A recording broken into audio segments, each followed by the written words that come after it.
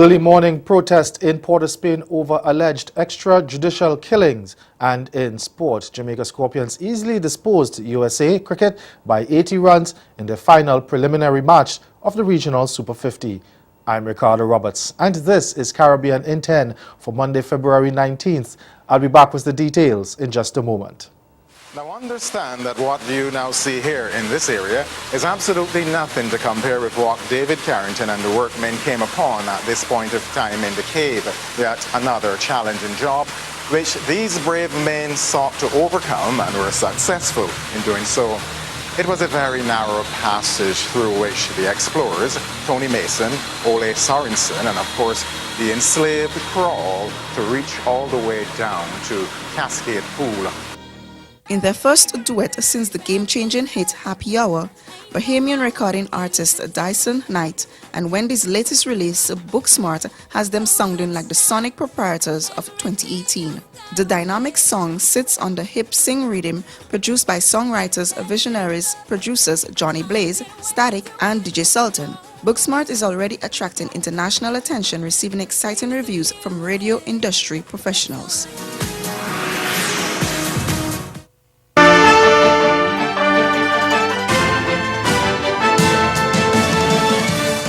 Residents in Port of Spain, Trinidad staged a protest early this morning over what they say was an extrajudicial killing by law enforcement officers. Videos circulating on social media show residents blocking roads in East Trinidad and a garbage truck dumping debris onto the street and a resident attempting to set it ablaze. The unrest follows the alleged killing of a young man by the name of Akil Christmas James by police in an area known as Calvary Hill last night. Christmas is said to have been known by police and is alleged to have been connected to the killings of a prison officer 2 weeks ago. In a release, police say the Port of Spain City Corporation has launched an investigation into the incident. They say they are maintaining a presence in East Port of Spain following the disturbance. In St. Kitts and Nevis, a police officer has been charged with manslaughter following reports of his involvement in the shooting death of a teenager 3 years ago. The police report that Constable Jeffers of the Royal St. Christopher and Nevis Police Force was arrested and charged on Monday in connection with the death of 17-year-old Philo Wallace. In April last year, Director of Public Prosecutions, Valston Graham, had advised the police high command that the constable should be charged. The DPP's recommendation was made despite the finding at the coroner's inquest in March 2016 when a 5-member jury had determined that Wallace's shooting death was a justifiable homicide. It's reported that on the morning of Saturday, October 17, 2015, an altercation took place at the bar in Charlestown, Nevis, which resulted in Wallace being shot in the chest and wounding of a police officer. Wallace was rushed to the Alexandra Hospital where he died shortly after. Jeffers, who had suffered an injury to his head, was identified as the individual who shot Wallace to the chest at close range and was off duty at the time of the incident. The government of Jamaica is seeking to bolster its institutional capacity to aggressively investigate and swiftly prosecute persons convicted of human trafficking.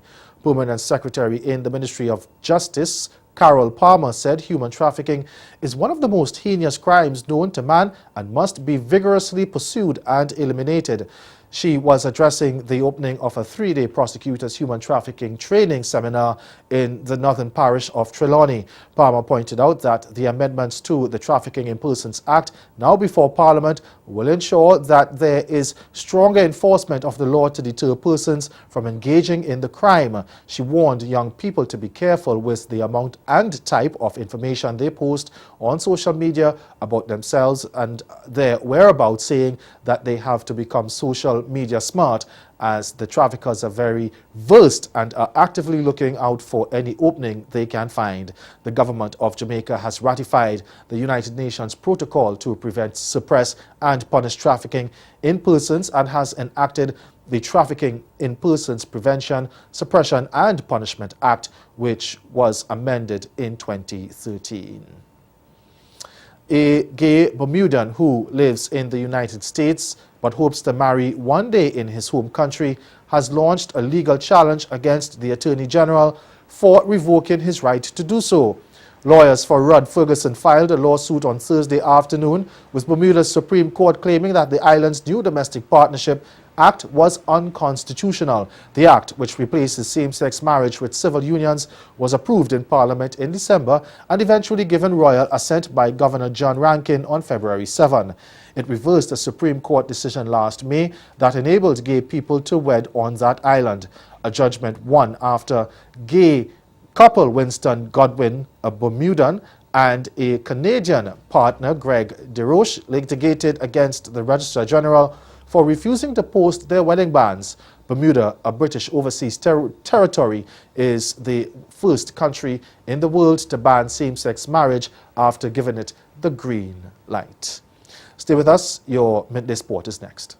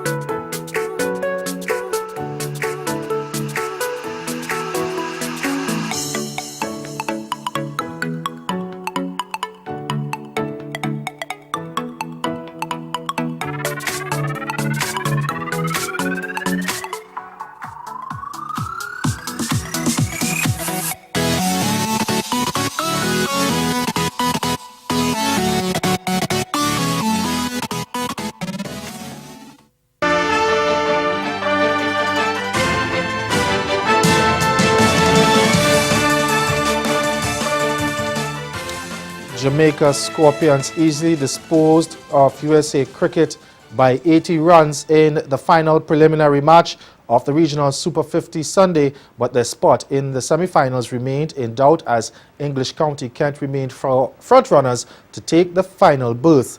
Now choosing to bat first at the Vivian Richards Cricket Ground, Scorpions compiled 259 for 8 of their 50 overs, with Trevon Griffith stroking a top score of 80 and all-rounder Fabian Allen hammering an unbeaten 62. Stephen Taylor scored 40 against his former team, while left-arm seamer Subra Netravalka claimed 4 for 45. Scorpions then bundled out USA for 179 of 50 overs, despite Josh Karan's Malhotra's 70. Left-arm spinner Chris Lamont, off spinner Andre McCarthy, and pacer Odin Smith all picked up 2 wickets apiece. Now, despite the win, Scorpions' place in the semi-finals now hinges on the outcome of Sunday's final Group B match between Kent and Hurricane, that's Leeward Islands Hurricanes at the Coolidge Cricket Ground. And Jomel Warrican enhanced his claims for higher duty with a career-best bowling spell before the batsman carried West Indies A to a narrow first innings lead. In the second test against England Lions on Sunday, the left-arm spinner exploited a helpful Sabina Park pitch to follow up his seven wickets in the second innings of the first test, with 8 for 34 from 20 overs, as the Lions were bowled out for 145 in their first innings about half an hour before tea, after they were put into bat on the first day of the match.